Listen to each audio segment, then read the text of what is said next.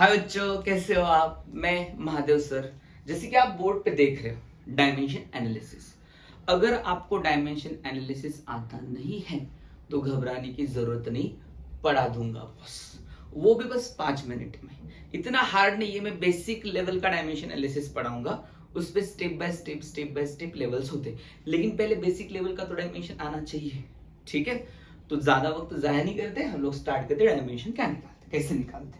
ठीक है, तो डायमेंशन निकालते वक्त आपको याद रखना है कि पहली तो चीज, ये मैटर बहुत इंपॉर्टेंट है, L M T.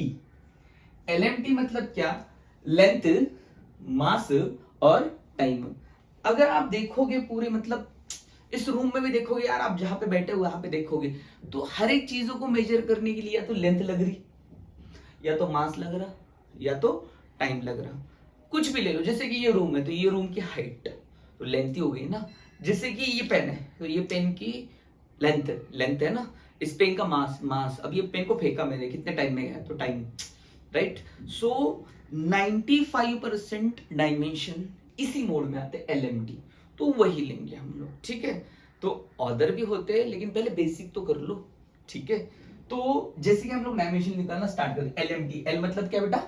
Length, M मतलब मास, टी मतलब टाइम। ओके, जैसे कि डायमेंशन निकालना शुरू करते हैं, ठीक है। सपोज आप बोलोगे कि सर मुझे पहले बताओ वेलोसिटी के डायमेंशन क्या होते। सिंपल सी बात है, वेलोसिटी का उसके लिए आपको फॉर्मूला पता होना चाहिए। तो वेलोसिटी का सिंपल सा फॉर्मूला यार, क्या फॉर्मूला है? डिस्प्लेसमेंट अपॉन क्या? टाइम। सही है कि नहीं है? सही है, ठीक है।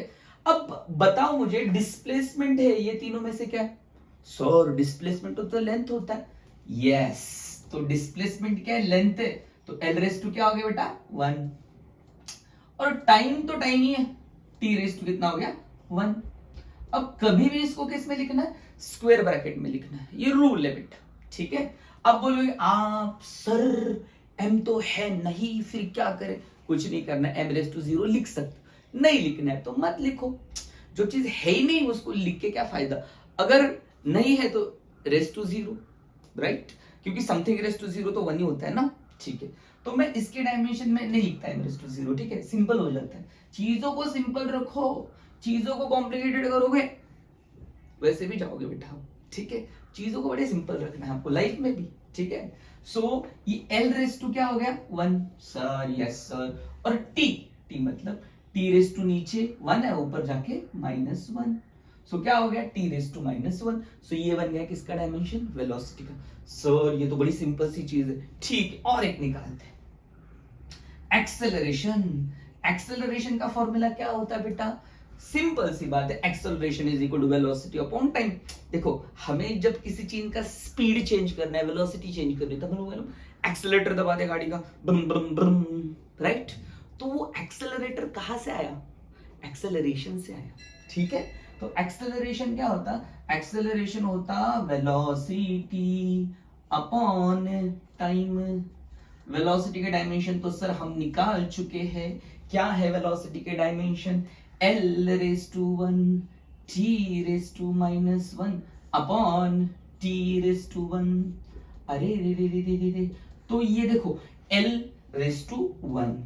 अब देखो टी रेस टू 1 नीचे, ऊपर जाके -1, लेकिन ऑलरेडी -1 वहां पे बैठा हुआ, तो टी रेस टू क्या हो जाएगा?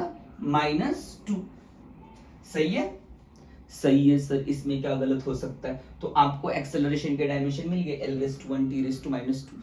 सर ये तो इजी था। चलो और एक निकाल के देखते हैं।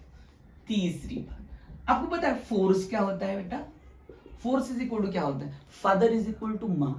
Force is equal to mass into acceleration.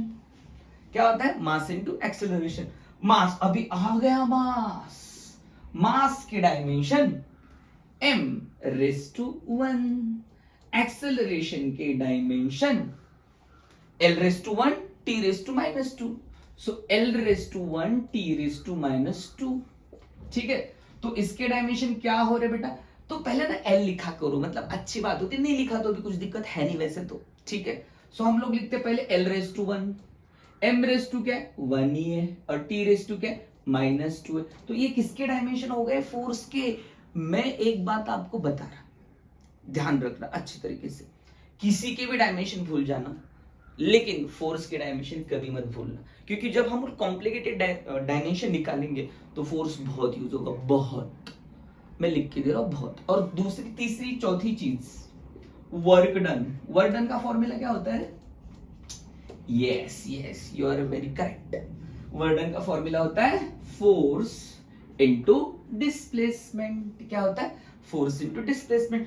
Force के डायमेंशन तक हम ऑलरेडी निकाल चुके हैं। फोर्स के डायमेंशन क्या है? फोर्स के डायमेंशन इधर है, L⁻⁴ M⁻⁴ T⁻²।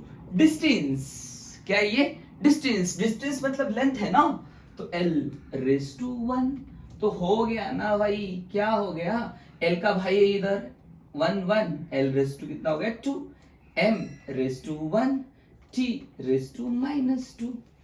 तो बन गया वर्क डन का डायमेंशन। कितना बन गया? L⁻², M⁻⁴ T⁻²।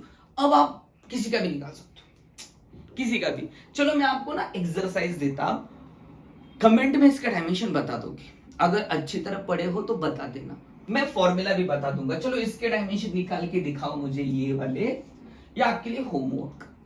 मुझे ना बेटा प्रेशर के डायमेंशन चाहिए। क्या? प्रेशर। प्रेशर का फॉर्मूला क्या होता है पता है क्या? Force upon area. इसके डायमेंशन मुझे नीचे कमेंट कर देना। रुको और एक बताता हूं, ठीक है? पावर। पावर जो है वो होता वर्क डन अपॉन टाइम। ये दोनों के डायमेंशन मुझे बता देना। अगर कुछ भी संदेह है तो नीचे कमेंट में लिख देना। अगर आपको किसी मतलब किसी टॉपिक पे वीडियो चाहिए जो कि हम लोग बड़े आसानी से समझाएंगे, देखो डायमेंशन कितना इजी है, हम फोकट में घबरा लेते हैं, ठीक है? तो ये तो डायमेंशन आप निकाल सकते हैं। अगर नहीं समझ में आओ, कॉम्प्लिकेटेड डायमेंशंस आपको निकालने चाहिए, तो नेक्स्ट वीडियो के लिए मुझे नीचे कमेंट में लिखिएगा। ओके, आज के लिए इतना ही। और हाँ, एक बात, शेयर कीजिएगा, सब्सक्राइब कीजिएगा और लाइक कीजिएगा, मत भूलिएगा, ठीक है? सो धन्यवाद।